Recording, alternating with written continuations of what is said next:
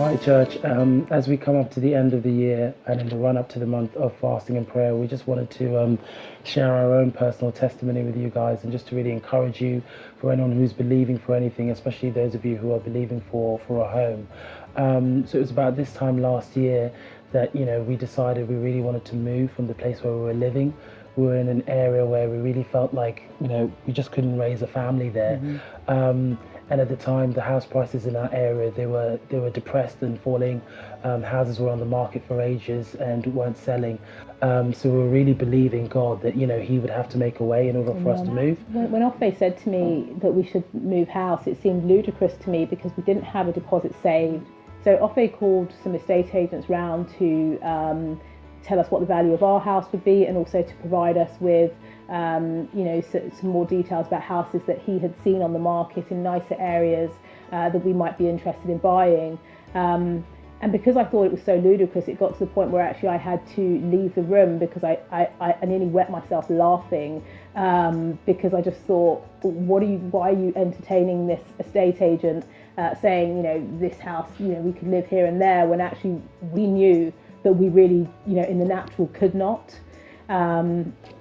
But yeah, I think there was probably the first sermon of the year, actually. Sarah Jane came and she preached. And we were really encouraged by that word. She spoke about believing and trusting in God regardless of the circumstances and what it looked like. Believing that, if God has said it, will He not do it? And that also there was nothing that He can't do. So I think at the end of that service, we put in a seed, we made an offering.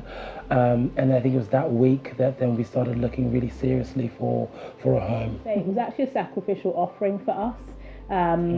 And, we thought about it and thought, do we do it? Do we not? We'll also give something at the end of the month for, first fruits. But we decided to give it and just believe God. So later that week, I was at home and started looking. And rather than taking the approach that we usually do, which is to look at houses within our budget, so, Ofei and I had talked and we knew what our budget was, I decided to go beyond that budget quite considerably and also look at areas that we had never looked at before. And very quickly I saw a house that I thought was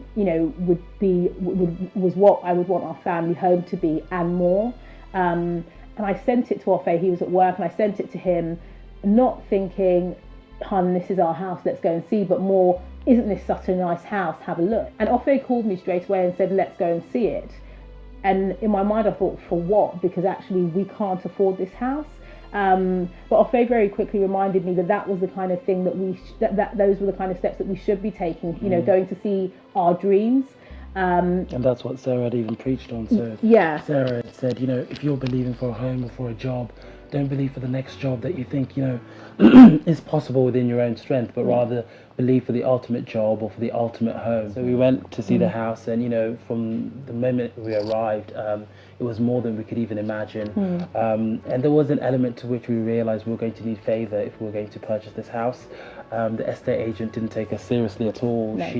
She had some brochures, but she didn't give them to us because I guess she didn't consider us as true buyers. And even we, at certain points, we felt like we were fraudsters because if the owner had even said, let's have a conversation about price, we had no money saved for a deposit, so we couldn't even bargain. But it was really stepping out in faith. And we went around the home and I think we had favor from the very first visit. So just by chance, or perhaps not even by chance, but I believe, it was really meant to be. We actually met the owner. So she happened to come back to the house just as we were about to leave, and we spoke to her and we started to develop a relationship that I think was really key in us being able to ultimately purchase the home. So I think that week we decided we wanted to make an offer, and so we had to put our own house on the market. So we did. And within the space of a week, we'd gone from not having our house on the market to someone coming around, taking photos. We had viewings on a Saturday. The first couple who saw the house offered an asking price. And so by the Monday we were done and we had a deposit to work with, having had nothing and being in a market where, people's homes weren't selling. So off the back of that, we made our first offer. And that was around the time of sort of the first fruits sermon. And so when we made that offering, we also wrote down and really wrote the vision down and made it very plain by just writing down the house that we wanted to move to. Not just that we were believing for a home, but that we were believing that God would give us that particular house. Yeah, one thing to say is that we, as we had mentioned, we've done quite a lot of work on our house, so we were very keen to make sure that we made every penny back. And as Ofei said, more. And so the asking price considered not just what we had spent on works, but also profit to make sure we were able to move. And we got that within the first person who saw the house. The family just said they wanted it. That is a miracle. And so, as Ofei said, within the first week, we knew, okay, we've got X amount to work with, but that still wasn't quite enough to buy the house. We had a second viewing booked. And unfortunately, we missed that booking. Yeah, because we missed our flight. So we were on holiday, and we came back from the States, and we were supposed to come back on the Saturday, but we came back on the Sunday, so we missed our flight, and it meant that we also missed the appointment to go and see this house for the second time. And so we thought, okay, what will we do? So we called the estate agent. They said, they don't do viewings on a Sunday, but fortunately, the owner said that she would see us, which was a blessing, because obviously, as you know, the estate agents are motivated to sell the house for a house for the highest price, because it increases, the percentage that they get.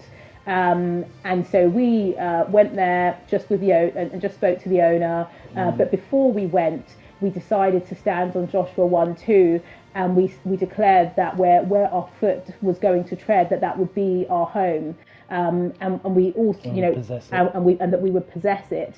As we got there, as we were walking around the room, she was showing us around, but we were treading our feet and possessing and saying, "This is our home, this is our home," muttering underneath our breath, praying, catching eyes whenever we could, and declaring that. As the sort of viewing finished, she offered us a cup of tea and asked if we wanted to sit down and chat, which again is favour. You don't usually get that. So we sat down and we had a cup of tea with her, and then we just said, just to be clear, we really want to buy this house, but we can't buy it for the price that you are asking for. This is all we can offer, and we're not messing around trying to play a game with you. This is all we have, and these are the reasons why. And she sort of simply just turned around and said, seems a bit low, but you're the type of family that I would like to sell my house to. So the meeting finished, and she said to us, here, take my number, because estate agents can get in the middle of things. And if you ever, want to talk about price, talk to me about the house, give me a call. So we left, and we just declared that within the week, the house would be ours, and that the seller would sell the house for a price that she would not want to sell it for. And when we put in our second and our final offer, and the day that she accepted it, she also stopped sort of messaging and communicating with us by phone, which really showed it came to pass. She gave that house up at a price that she was unwilling to, because it wasn't her decision for that house to be ours, it was God's. So in the natural, she probably wasn't even happy with the fact that the price that we'd offered was far lower than what she'd ever advertised it for. But, we say this to really encourage those of you who are believing for anything, and really just to say that without believing God for the impossible, it's impossible for the faith to come and for the testimony to come. So you really do need to put your faith out there in terms of what it is that you ask for. Don't have any doubts or hesitations, but really use it as an opportunity to ask God and just say, this is where we can prove you now. And so we really stood on that faith, stood on that belief that God was able to do it, that there's nothing that he can't do. And we've been talking, and I think one thing I will say is that this has definitely taught me, I know God can do anything, but I think if you want God to do the impossible, it requires you to step out, and step out into the realm of the impossible. Us looking for houses that were beyond our reach was impossible. And I think if we had never looked at houses beyond our reach, we would never be in this house. So, yeah, we really do hope you're encouraged by this testimony.